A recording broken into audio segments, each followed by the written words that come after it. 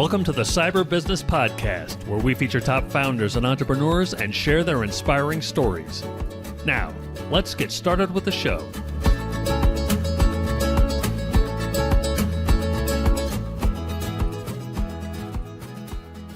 Matthew Connor here, host of the Cyber Business Podcast, where we feature successful business leaders, top law firms, green energy companies, and more.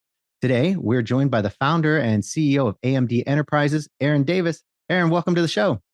Hey, Matt. How you doing? Fantastic. How about you? Oh, fantastic for a Monday. Glad to hear it. Before we get too far into it, a quick word from our sponsors. This episode is brought to you by cyberlynx.com. That's cyberlynx.com. Do you know if a hacker's in your system? Most people and most companies don't until it's too late and the hackers have already done damage. A hacker's job is to bypass security, so companies need a way of knowing when someone's gotten past their security. That's where CyberLynx intrusion detection comes in. With our 24/7 security operations center, we monitor your computers, your networks, and your cloud accounts using a combination of AI and highly skilled cybersecurity technicians in real time to detect any signs of attack or intrusion. So if a bad guy gets past your security, we'll know right away and be able to kick them out. Find out more at cyberlynx.com. That's cyberlynx.com. And now back to our show. Aaron, thanks for coming on the show today. Absolutely. Thanks for having me. All right. So for those who aren't familiar, can you give us the AMD Enterprises elevator pitch? Yeah. So AMD Enterprises is just kind of the holding conglomerate of a bunch of real estate and title related things. Our core companies are Florida Agency Network, which is a conglomerate of title insurance companies in Florida. We have a company called Network Transaction Solutions, which offers title ancillary outsourcing, business process outsource, and other things I call title widgets. So we have to do title searches and lien searches and mobile closings and remote online notarization. So that's all things that are held within the network transactions universe. And then we also have Premier Data Services, which is our IT hosting, cybersecurity, a little bit of customization, a little bit of software dev. So we do a lot of things all in the title sphere. And then there's other things in the company, real estate holdings, some technology companies. So that is the pot of all things, Aaron. I love it. A busy guy. All right. Most people, they start one. You're kind of the Elon Musk of title companies. That would look. I'm just missing a few zeros there, but I'm working on it. Once you got them, you're set. Hey, he was missing a few zeros at one point too. Yes. So tell me, how did this all start? How did it? Take us back to the beginning. We love founder stories, so if you could spare no detail, how did this get going? Sure. Well, I'd like to say my story began at let me see. I got into title at 9 years old, and that's kind of a joke. My mom started the original title company in our conglomerate. It was called Hillsborough Title. She started it in 1984.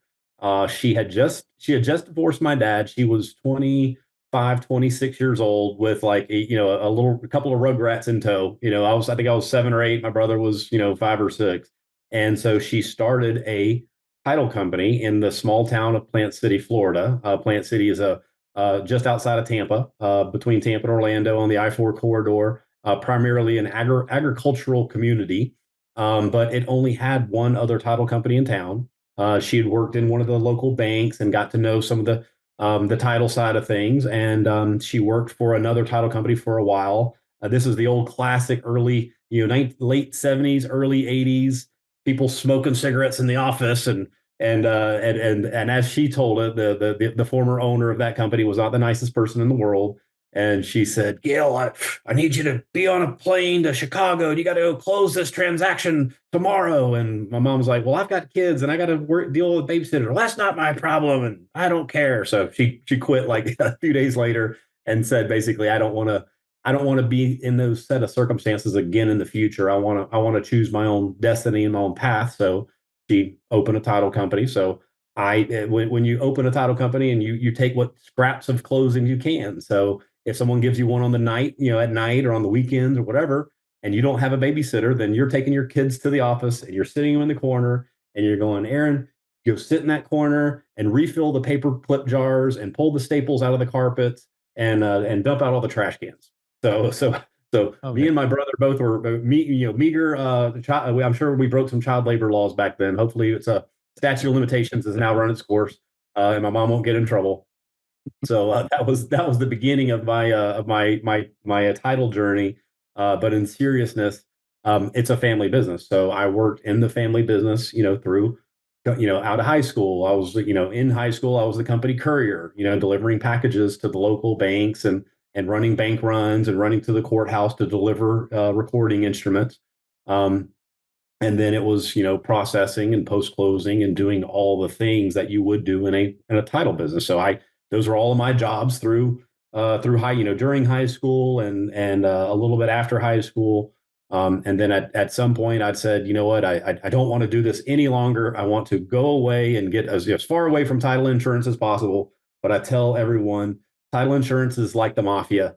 Once you're in, you're in. So I did go to the University of Florida. I got a degree in finance. I was a stockbroker if you can remember, in 99, 2000, and 2001. So I tasted a little bit of success, and then the dot-com bubble bust. And so that bubble bust put me right back into the family business. So I came crawling back to mom for a job sometime late 01, and turned out was the best thing for me. I ended up purchasing the company from her in September of 08. So now we go from recession. So recession was put me in the title. And then another recession is what led me to buy the company from my mom. And we, at that point, had, one or two offices with probably 10 employees doing, maybe 30 closings a month. And we survived the downturn. We survived the Great Recession. And as everyone else was still laying off staff and, crashing and shutting down offices, we started to grow and, pick up pieces of business here and there. And, a few years removed from that, we became the largest title operation in Florida, had acquired or opened almost 40 offices throughout the state, had a staff of, we were up to almost 250, 300 employees at one point. And we were doing 1,500 to 2,000 closings a month. Wow. So yeah, just kind of, it was just a unique little title story that doesn't happen often, but I do meet other people along the way that have similar stories, and it's great to share with them. That's beautiful. So what do you attribute to the kind of growth and success? Because I mean, I think for a lot of title companies, and I could be wrong, but a lot of them start out and they're kind of small shops. They do they do perfectly well. They provide a nice living for, the handful of employees. Everybody, does well. But you tend not to see that sort of growth, at least in my experience, and I could be completely wrong. So what was it? What was the key to your success there? In having the conversation over a course of years, a common thread I did always find, and the thing that what often people do is stay involved and entrenched and head down in their business in the day to day. And so what happens is they market and they grow. And so it's like they sell, and then they close, and they sell, and they close, close.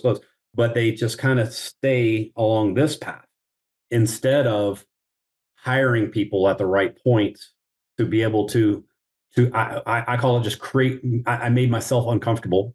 So I paid someone more than I was making, right? In my own business, I would say, all right, it's now is a point where I need to bring in someone who can do all these things for me so I can go do the next great thing. So it was along those paths. It was hiring a great manager, and then it was hiring a great, CFO, and it was hiring a great sales manager, and then it was hiring a great, general counsel and COO, so then adding in all of those layers to create more freedom for myself to go to be able to go and do other things, whether that be acquire other companies or start new divisions of companies or simply, get more out there, have these type of conversations, even, just creating the time to have the conversations, and writing content, being one of the experts in the field per se.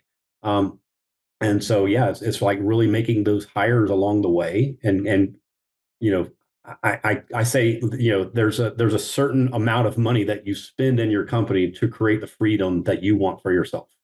And so you have to get comfortable. You have to get uncomfortable to get comfortable to make that move. Yeah. It's funny because I just heard like Jack Ma was talking about how he was never the smartest guy in his company. Like from day one, he wasn't. He doesn't program. He doesn't know much about computers. Okay, you run something as big as Alibaba, and you're this multi billionaire, and he attributes it to hiring good people and kind of getting out of their way. Would you say that's the case with you? What you did was you hired the right people and got out of their way, and that was the Oh, key.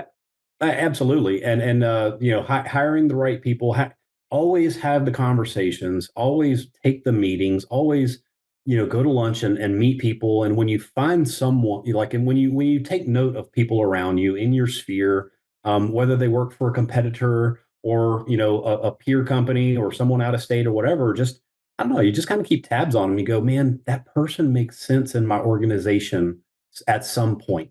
Like, I don't know when, and I'll have a lunch. I'll use one of my examples is Mike, my COO. I knew him for 10 years prior, and it was like 5 years along that path. I kind of said, man, I don't mean to say I don't want this to sound condescending, but I want to work with you. I never say I want you to work for me. I always think we're peers, So I say I want you to work with me at some point, and I know it's going to happen at someday. So you kind of just plant those seeds, and then magic occurs, growth occurs, you land some massive account, whatever it may be. But yeah, at one point I remember looking around me going, I'm the dumbest guy here. Like like you said, all of a sudden you're like, wow, I am the dumbest guy here. This is pretty cool and scary at the same time. And that actually that led me to go back to school. I did everything on a bachelor's degree for years and years, and then you start hiring attorneys and MBAs and all these professional folks around you. And then I said, maybe I need to step my educational game up a little bit. So I ended up going.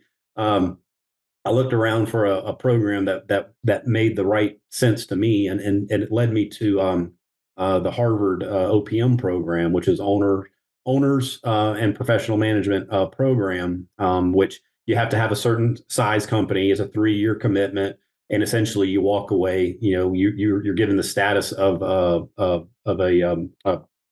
graduate of the business school. It's just not, you don't get the MBA, the letters per se, but you get the network, the access, and the access to the education. And then that's what kind of turned a switch in my head to start working differently. So I wanted to ask you about that. Because I think for some people, the MBA is important for them in their career, but for those entrepreneurs and business owners, it doesn't matter at all. Those letters are inconsequential. So I was really curious what your experience with the Harvard OPM program was, and kind of how that affected your business afterwards. Yeah. So I would say it's 2 or 3 parts to that. The answer is the network.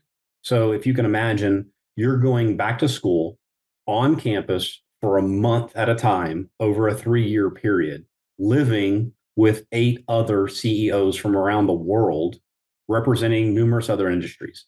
So I think if I remember, the minimum gross revenue, you have to do like $20 million of gross revenue. You have to have a certain number of employees, and you have had to have owned your company for 10 years. And then you get grouped with 180 CEOs from around the world, 41 different countries represented, over 100 industries represented. And then so at the end of the day, you realize that business is business and problems are problems. It's the same thing over and over. It's hiring and firing and managing and growth and all these other things. So my company is the same as a manufacturing company, is the same as another type of company, and so having that peer group was huge. Was the other thing was the case study, the case studies behind it. Once you tear down, you start doing these case studies on Amazon or Toyota or different companies, and you're like, well, what does this company have to do with me? But then when you start tearing it down, one of my earliest ahas was on Toyota manufacturing. And you're like, well, what does building a car have to do with title insurance? But it's a process. it's a process. We're building a transaction along the way. So we're taking in the contract and we're adding this piece and this piece of data and this piece of information and putting it together. And so one of the things with Toyota, for instance, is they call it the and-on cord. So a manufacturing line, you start at the beginning of the process with a steel body and it's working its way along. And the employees at Toyota, there's a cord above their station. And if they see, like, their job is just to put these 4 bolts in, and then this door panel is supposed to be here. But if they see something that's missing in that process that they did or did not do, they pull the cord and it stops production and the red lights go on and managers rush in to go, what's happened, what's wrong, and they fix what's wrong. And the employees are encouraged to tell on themselves or encouraged to say the process is broken, something's wrong here, so that management can fix the process. So we implemented that in our business. We call it pull the end on cord. Like, it's okay to tell us that you made a mistake, or that when a file got to you and it was missing a vital piece of information, tell us what was wrong so we can fix the process. So that was like one of hundreds of examples that we've implemented since. Fantastic. So, and then the end result for your company afterwards, I mean, was it kind of night and day? You went from being in your company, kind of working it, to now seeing it as just, how do I make the best processes for this company and grow it, and not kind of seeing it as a title company, but just a business? I would say sometime during and after that process, that education, we were in the middle of creating our network transaction solution, so NTS for short, which is more of our centralization of processes company.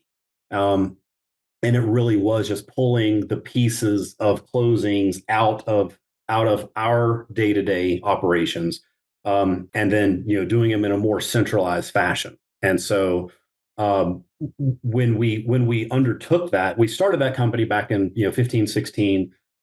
My process with Harvard was in about 19. I started in 19. It was in I think it was May of 19, February of 2020, which just, highlight that little February 2020. If you recall what happened the next month in the world, March of 20, kind of this Vaguely. thing. This thing happened, and then I finished up sometime in November of 21.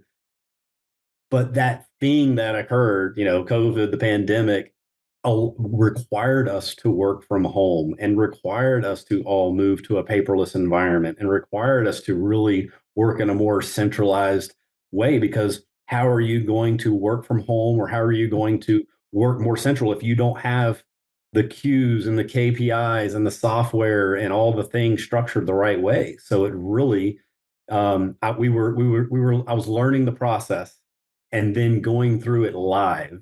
And also at that time, we were one of the first companies in the country to start to really dive in deep into the digital closing world. And it was via law changes that allowed for notaries to now do their work remotely. So in the current day, you had to go in, stack of papers, get them stamped several times, and you had to sign the piece of paper and have it physically notarized. And so the laws were all changing to allow for that to become online and remote. So we had the tech, we were already utilizing it. We were already in several betas, and then the virtual, everything came to a head in March of 20, where we were already about to launch this business unit, and then all of a sudden it was required, and the unit exploded. It went from doing 10 units a month to 1,000 units a month in 90 days. Oh yeah. Wow. Yeah, so it exploded, but that was, I would say it was like it was a culmination of a lot of things. It was the need, the desire, the pandemic, and then the education, and then centralization, and then we just kind of, it all came together beautifully at the time the world needed it and the time that we needed it. That's fantastic. So, I mean, it seems like, and let me just kind of summarize here, but it kind of seems like you go from originally just a literal mom not pop title company that grows into a kind of robust title company with many offices, to now you've kind of, it seems like you've taken all of the pieces that it takes to run this, the HR, the title processing, the IT, all of these pieces. And now you've got businesses for that. You provide those services, kind of, it's a service provider to other companies on top of the title business that you're currently running. So a lot of things going on there. Am I missing any? Are you, and then there's the piece where you bring that all together and help people with implement all of that, right? Sure. Yeah. So that was so we our inside terminology, it's a agency settlement solutions, or AS for short. We don't publicly say it that way, but anyway, so we are more of a servicing platform now. And again, that was kind of go back to it was one of the case studies at the Harvard program. That was a case study on Amazon, and Amazon went from just being a book retailer to a platform. Yeah. And it's a platform. It's a distribution and technology play. That's most of what Amazon is. So we were looking at our business and go, how do we become that platform company? How do we become more of a solutions provider in the space, so that we're not just having to do, just the one trick. We didn't want to be a one trick pony and just focus on, title insurance alone or closings alone. We wanted to get into some of these other realms. So next thing you know, we have, 600-700 clients across the country. We're doing, outsourcing pieces of closing, with for them. We're doing, getting into other lines of work, but all things within the settlement environment. We say that we're the piece between the agency, the mom and pop shop, and then the underwriter, the multi-billion-dollar, person underneath that's issuing policies. We're all things in between. We're a very secure, scalable platform that allows us to expand, region to region, state to state, and then allows others to do as well, because they could just strap onto our backbone and then allow us to do some of the dirty work for them. Some of the low-lying fruit that no one really wants to do. We've just become really, really good at it. Wow, I love it. I mean, so who's your ideal now? Is this, which particular company is this now? Are we now talking about network? Yeah, this was kind of data services, or this is kind of so Network Transaction Solutions and Premier Data Services. They were two companies that were working, side by side, but as we continued down the path, we realized that the two are really one. Mm-hmm. It's really kind of a technology and a labor play all together. So really, those two companies became Closing Suite. So closingsuite.com is kind of our newest entity, and it's really taking those two pieces, and it's either selling the solution or helping you build your own solution. So now we have companies across the country that look at what we've done and go, wow, I really need, there's pieces of what you've built that I need for me. So you look at a multi, take for example, you've got a person in, Utah with 10 offices, who's doing, maybe all the offices, some of them are doing things certain ways. Some title is very unique in that not everyone does it the same way. It's very unique wherever you go. So you have to go in and kind of sometimes, structure and restructure things, restructure workflows in the title production system or how people work. But we can at least go in and take a look at what you're doing and bring some ideas to the table and just show, well, this is how we've done it. And by doing it, you pick up efficiency, and we dropped, 3 points to margin, or we've, lowered expenses by this, or increased efficiency by this, or, and better yet, it's just because we work in such a title and real estate is so cyclical. January it's dead, and then all of a sudden in May you're booming, and then then October you're singing the blues again. It's just this really cyclical thing. So you really need to be able to flex and scale along the way. So if you build the back office properly, it's like last year we didn't have it. We were able to accomplish.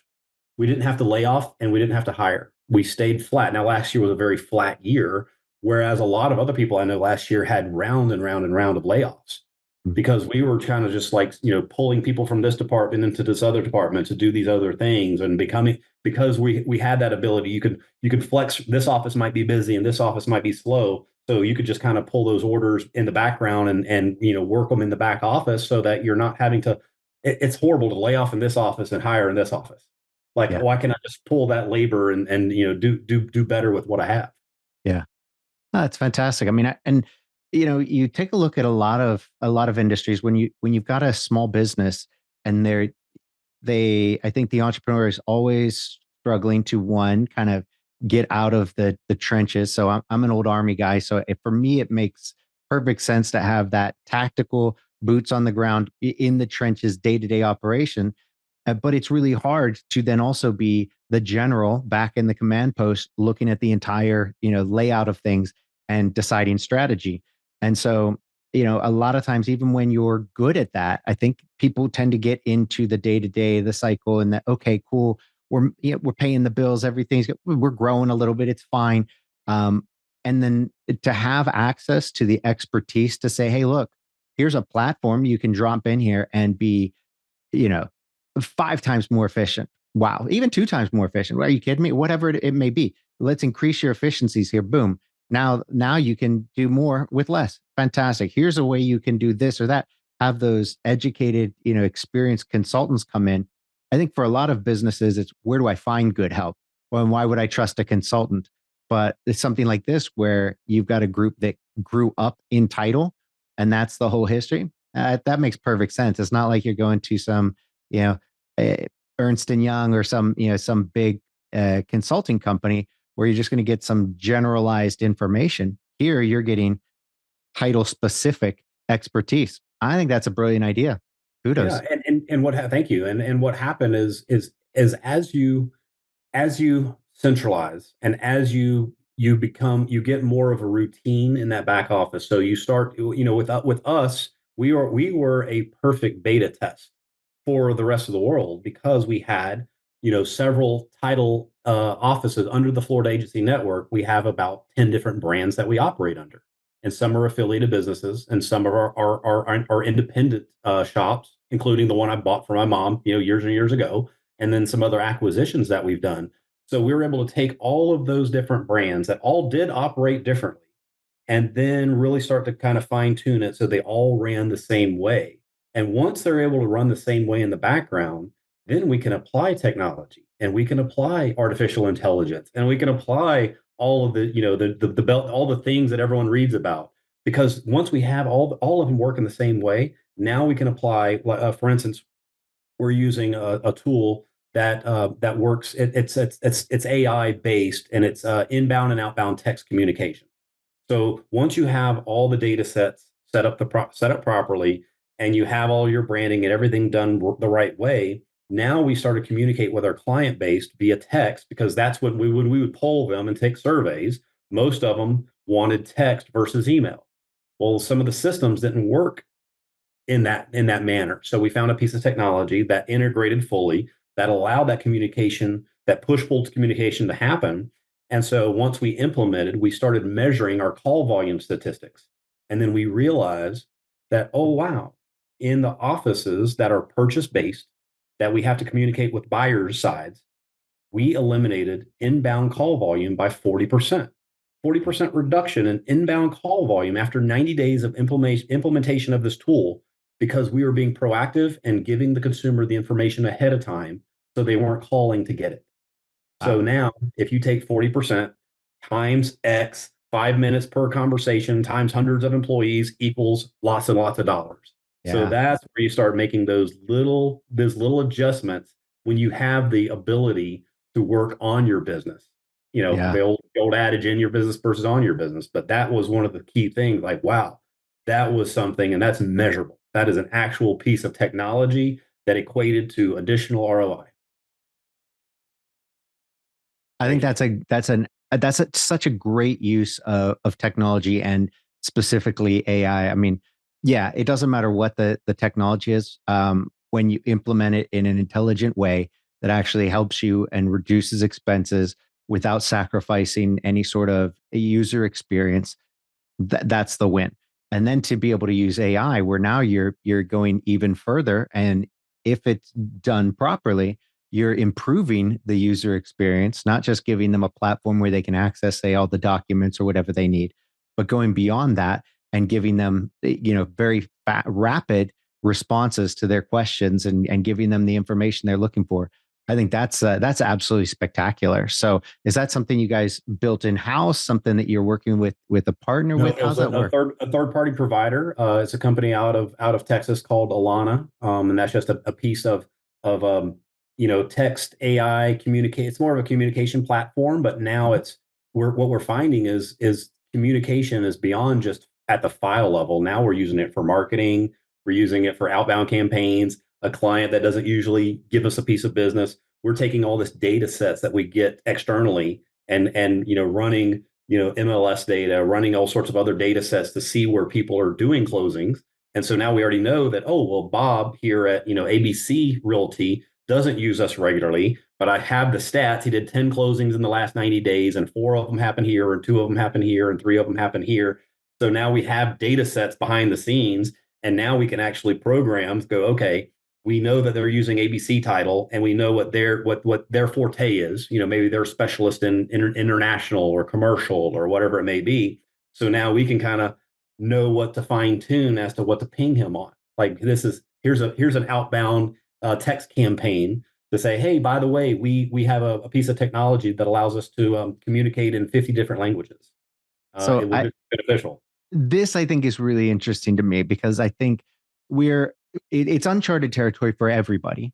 It's not one of these things where it's like, oh yeah, cold email. That's been around forever. And I think we're seeing a resurgence in its usefulness now, its effectiveness, just because it kind of spam died off and people got very good at ignoring spam. But now properly placed cold outreach, okay, I get it, and it can work. Yeah, I've seen it work on myself. I'm like, oh crap, that actually worked. Okay, good to know. Take note. But I think the using AI in text outreaching and in this particular way, what you're doing here, you're taking data and making an intelligent outreach, just like you would if you went and did that actual research on this prospect and then sent them that text message. I mean, your odds of getting a response and engaging that person are going to go way up because it's clear that you know what you're talking about. You've spent time looking at them. But now I'm super curious. How is this once you've implemented AI into this, and now you're spending very little time, kind of with the execution? What kind of results are you getting with this? Well, I will. So we implemented that platform again. We did a lot of really cool things during COVID. So during COVID, we could no longer send our salespeople out into the field to meet with clients. It all had to be done, virtually via Zoom, Zoom coffees, and all the other the marketing ways that still exist today were created 3 years ago. So our our core offices are in the Tampa Bay market. And we realized we had this technology and we know we needed to be able to still communicate with our clients. And we wanted to take advantage of this technology and the sales aspect of it. So in our backyard is a little company down the road called Disney. And I don't know, they're new. They're up and comers. Keep an eye on them. But they had a division of their company which was all cruises. So the Disney Cruise Lines. So all those people got laid off on the cruise ship side and on the call center side. And so the one thing about Disney call centers is they are well trained and they run on great scripts. So we hired a few of them and created the scripts internally to do some of the outbound touches. So using a human, so using the AI to get the warm lead back, and then the human to take over from there and to have the conversation and talk, and then add the human element. So we implemented that, and over a 12-month period, we tracked $1.9 million of added gross revenue to that system. So it was actual, we used the tech, used the data, and then hired the people and created that platform, something new. And away we go. And now, guess what? We have people calling us, wanting us to implement that system for them in their operation, Oh, are which you we're kidding me? doing under the Clothing Suite brand. So there you go. Yeah, I'm thinking when we get off, I need to talk to you about implementing it in my business. Like, are you kidding me? That's freaking fantastic. That's what businesses are looking for right now. And you get bits and pieces, you see stuff here or there, but I mean, it sounds like you guys have put together a phenomenal solution and you've already done the hard work for the title industry. Now obviously for my own benefit, I'm like, how do we apply this to other industry? How do we apply it to mine? It's freaking fantastic. That's fantastic, man. And what I've realized is I'm a member of YPO. I was a member of Vistage for years. I mean, so I've always been a member of professional organizations and networks. And then, but when you speak to other business owners, it transcends. It's not just title that we're talking here. Just like you're saying, like, oh my God, I can think of my own business right now and 100 clients that could help out. And so that's when we're looking at this, going, wow, this really is more than just we're specialists in the title arena, but we happen to, and we have clients outside of title as well, but we just really specialize in niche in the title sector. But really, this what we're talking about is just it's systems, it's overlays, it's tech, it applies to anything. I don't care if you're a furniture company, an IT company, a title agency, or you sell Toyotas. Yeah, it's funny. Early on, when I first started my company, I met a guy who started a janitorial service company, and really bright guy. And he told, we're sitting around one evening, we're talking over a beer, and he's explaining how he was looking for what he was going to do, what was his next thing. And it was all businesses are the same. I mean, when you look at it, at the end of the day, it's all the same thing. It doesn't matter what industry you want to get into. It's all about, they all run basically the same way. So you just have to find the right, and it's so true when it comes to the systems and the processes. So much of it is universally, common and required in all businesses. The processes, the people, you tweak it to the industry, of course, and whatnot. But for the most part, as you're saying, I had a conversation. It was less than 12 months ago, and it was a contact through YPO, and he owned a number of fast food restaurant chains. He probably had a branches, 60, 70 branches of one of the brands, and we started having a conversation, and we realized at the end of the day, we're the same business.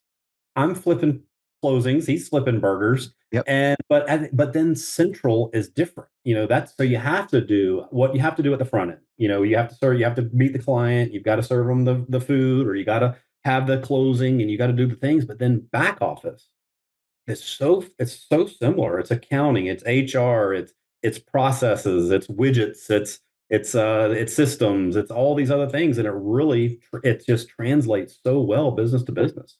Yeah. And so hence your now consulting and platform, with closing suites, I think, or closing suite, no S, right? Closing suite. I bought the domain. I bought every domain possible. So including closing suite, SWEET. We're the sweet spot in closing. Maybe I'll do some candy giveaways at trade shows or something. But yeah, so we bought all the different variations. But I could definitely see that one. Just using what we know about just centralized processes and platforms, and really apply it to almost any business. That's fantastic. Very exciting. So since you've already talked, kind of AI and whatnot, I got to ask, what the future, looks like for you. And, now that because you're kind of on the bleeding edge, and you can take that question however you want in whatever direction you want. But what's the future look like for you, for the industry, you name it? Yeah, I think for us, we have several great niches that we're in. I mean, I think closing suite and that demand from companies across the country who aren't operating as efficiently as possible as they should be. We provide value there. On the digital closing front, so if you can imagine of all of the closings that happen, hundred thousands and millions of closings per year, whatever. Currently, only 6% of those are performed digital, pure digital. So that means 94% of people are still having to pick up a pen and sign a bunch of papers because the transaction hasn't been perfected. The technology hasn't been implemented properly on either the mortgage side, the real estate side, or the title side. So that piece, I'm here January 1, just days ago. California finally passed their bill to allow for digital online notarizations to occur. So they were the 43rd or 44th state to implement. So almost all the country has now implemented. Florida implemented back in January 1 of 2020. And so we are now licensed in, almost all the states that are allowed. So we're expanding greatly as in the we call it RON. It's remote online notarization. So it's RON, but RON as a service. So everyone wants to do it, but not everyone knows how to do it, nor do they know how to perfect the use of the technology to do it. So we're the experts in that space. We've been doing it for years now. So now we're performing those transactions for other companies. So we're becoming an outsourcing platform for title companies and for lenders to say, great, we'll just let those guys handle the digital closing aspect of it. We'll be able to keep our closing. We'll be able to keep our client. We'll be able to keep our loan, but at least it'll now be able to be performed digitally. So that piece is exploding. I think the cybersecurity that not so much that we're a boutique IT company, but we know enough because we work in the titles world, we see it happen real time, and then we can implement and at least provide guidance to our partners, our peers, our clients. So especially in today's day and age, I mean, we talked before the show. In the last 30 days, 60 days, you've had the two largest title underwriters with a cybersecurity incident, Mr. Cooper and now Loan Depot. I mean, so some of the largest mortgage servicers, mortgage companies, all of these guys are having incidents, and you don't know exactly what they are. They could be just a hacker. They could be cyber. They could be ransom. They could be all sorts of different things. But you're having a place in which more transactions are moving online, and now that online infrastructure is being attacked.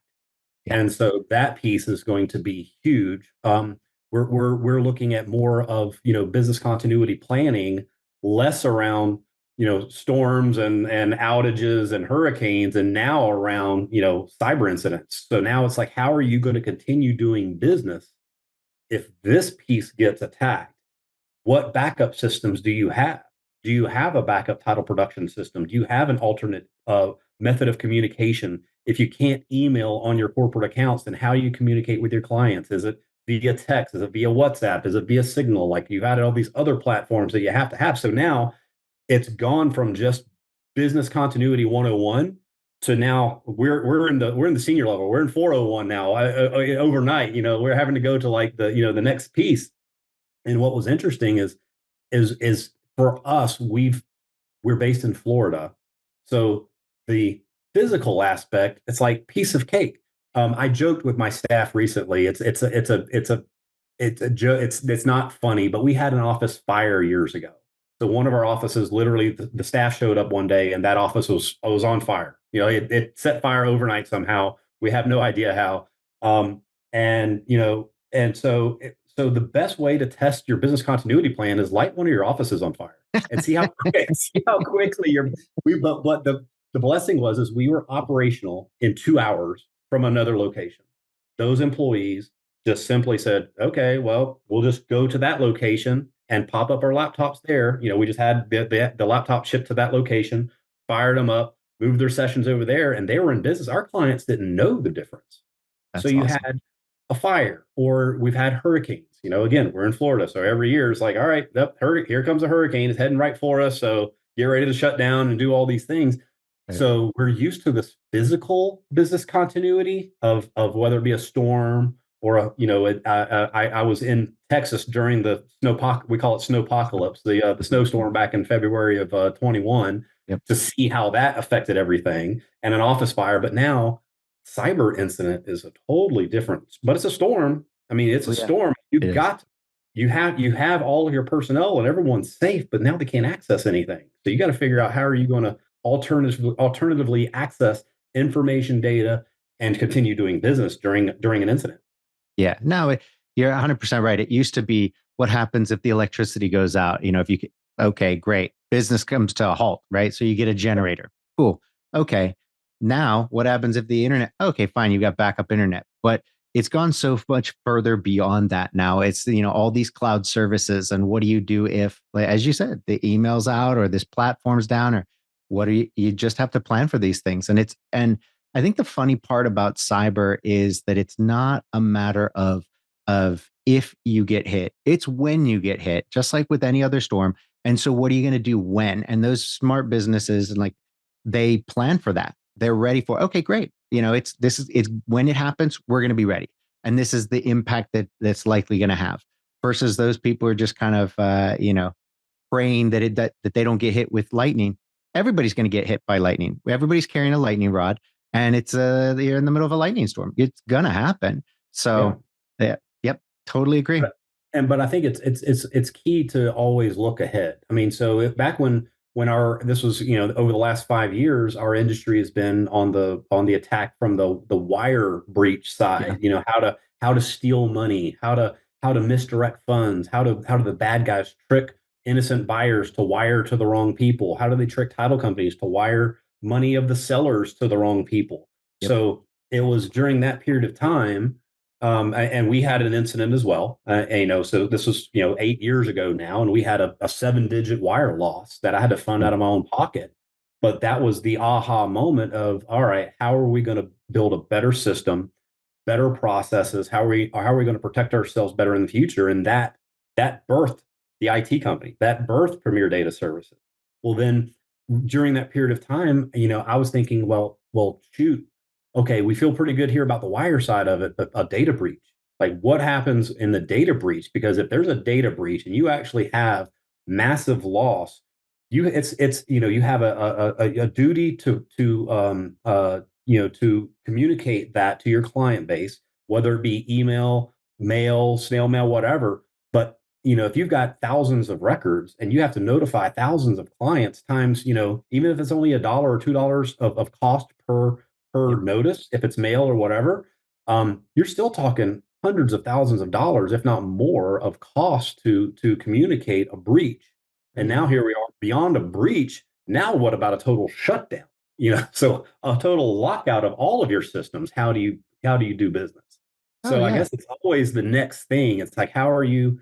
One of the things that come to mind, I'm sure you guys have implemented a lot, is like, you've gone past like multi-factor. You've gone past the dual factor and the multi-factor, and now it's like, all right, what's the next safe? It's retina, right? It's like retinal scans. Like, we're gonna have DNA. blood pricks. Yeah, I'm gonna put a little drop of blood on the computer every time I access it. But it's like, literally, how do you keep your network safe? Because we're going to continue this work from home and this global community, and we're all integrated. By the way, all of our systems talk to each other. So we just got to keep focusing on that. So I think that's, those are always the things that kind of, you always got to keep looking forward, and how do you protect yourself and not just think that whatever you have right now is the latest, the best of the latest and the greatest, because someone's going to figure a workaround.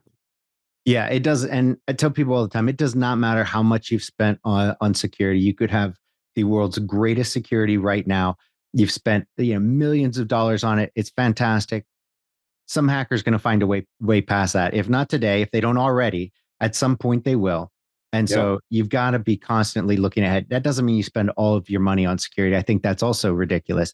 There is a balance. And I think part of that security is being able to know when somebody's bypassed your security. I think that's such a big thing that a lot of businesses can easily implement, but they end up thinking it's this super costly thing. But imagine your home is like you've got great you've got like ADT security, the best they've got.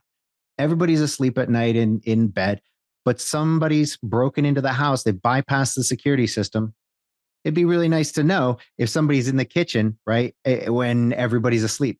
So you really have to have that level of security on all of your things now. And I think and it's just part of that staying current with stuff. And so, I couldn't agree with you more. People have to kind of stay up on it, but it's so easy to get caught in the look. It's working right now. And I don't know how you, even though there's lots of news on it, I still haven't figured out the best way to get. You don't want to be fear mongering, but how do you convey to people the importance of something without scaring them into it? Is always my job. I think it's maintaining the culture. You have to have a cult, the setting, the your business of a cultural a training. We're always training. We're always talking about it. It's not scare tactic. It's not scare tactics. It's just making sure that everyone knows what's happening in the real world. And so I'll give you the best recent example of simple blocking and tackling that I failed on is my house is secure, locked down. It's got all the alarms and the cameras and the systems and everything else. Well, guess what happened over the holidays? I left my stupid car unlocked one night, and some kid came and stole my sunglasses out of my car. So I did everything the right way with camera systems and security and all these other things, but I forgot one thing stupid, and that was locking my car at night. Could have saved me $200 from a stolen pair of Ray-Bans. Yep. 100%. That's a great example. Yep. Yep. And it's tough because you're juggling so many. Heck, you're juggling like what was it, 753 companies that you're managing. 752. That's all. Don't yeah, that's right. I'm sorry, I exaggerated. My bad. But you're juggling a lot, and it's just hard to do everything in a day perfectly. People aren't good at that. Computers are, but people not so much. And so, it's the same with like backing stuff up. Remember the day where, the advice was you back up and then you take a copy home with you. Yeah. First of all, what, even the most, unless you're the most, obsessive compulsive person, the odds of you doing that every day, after the first week drop down to almost non-existent. And so it's like, come on, they're like doing it once a month, maybe whenever they remember, maybe. So yeah, things have to be automated. You got to have the right systems that automatically do these things, or people just don't do them. I remember those. So I grew up in a unique time in a business or in an industry as it went from no technology to where it is today. But to physically be a part of that, like buying our first domain, like buying the first domain, having the first email, having the old Novell servers, having the tape drives, there, and then you get lazy and you don't put them in your pocket and take it home. You just have a box next to the server that and you just, oh, well, this is a fireproof safe. We'll just lock that little box up and we'll be fine. Yeah. Oh, that's true. You saw it all straight from fully paper to now, moving into digital and beyond online notary. Which is fantastic. So I just think it's so cool that now it's 47 states that you guys can now do notary, online notary. 44, and the next few will be covered here in the next 12 months, and then it's beyond just, it's all things notary. It's you can now go on your phone and download an app and have a notary, like a FaceTime notary experience. So if you got your kid trying to get a form to go on the field trip, like, oh, I forgot to do this. Like, oh, great, kid, I got to go, find a notary. Now you just download it, you pay a few bucks, and boom, you've got your field trip. You take a picture of it via your app, via the app, upload it, digitally sign it, notarize it, and away you go. So yeah, the industry and everything's changing at light speed, and this has been kind of one of the last pieces of the puzzle, at least for us, to be able to do digital closing. Well, let me ask you. So if I'm running a title company and we're doing things largely paper based, we've got some online stuff. We use a lot of email. How would I go about moving in that direction? How do I do that? How do I go to online notary? How do we implement that for our title company? Well, the easiest solution is just call me and I'll analyze what you have. But so it's a multi-tiered answer. It's what production system do you have? What type of business do you run? Are you commercial? Are you refi? Are you residential purchase? Do you do a lot of cash transactions? So one of the things that we did was we said, all right, well, let's implement online notarization to all cash transactions. So let's make that the simplest, easiest way to do it. There's only a handful of notary, documents that need notarization on a cash transaction. So we amended all of our buyer side. I mean, I'll get in the weeds for a second. The buyer side transactions and seller side transactions. Buyer side transactions in most states only require a handful of signatures and nothing notarized. Seller side, I need to notarize a deed and an affidavit and a few other things. So you can digitize that entire cash transaction to go like that. And then that is that's kind of like gets your feet wet and allows your staff to go, okay, I'm getting comfortable with this. Now let's move in and do our refinances this way, and let's do our purchases this way.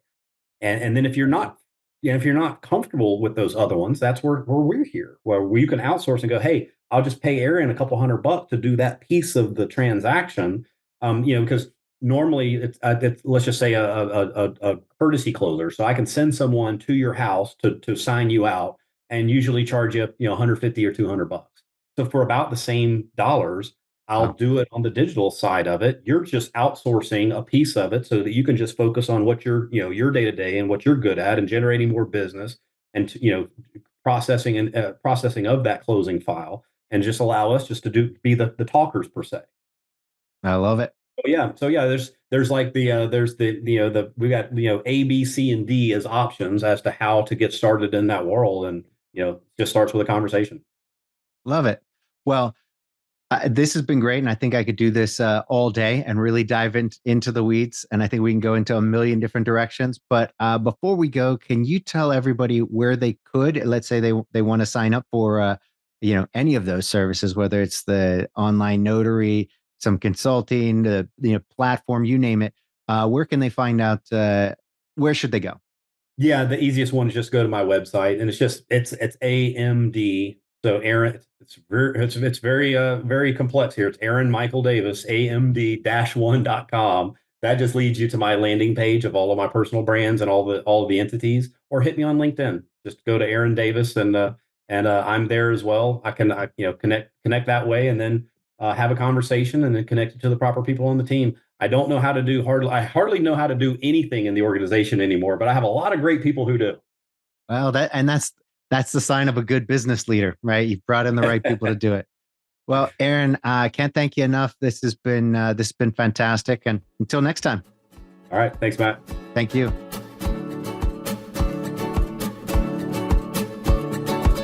Thanks for listening to the Cyber Business Podcast. We'll see you again next time, and be sure to click subscribe to get future episodes.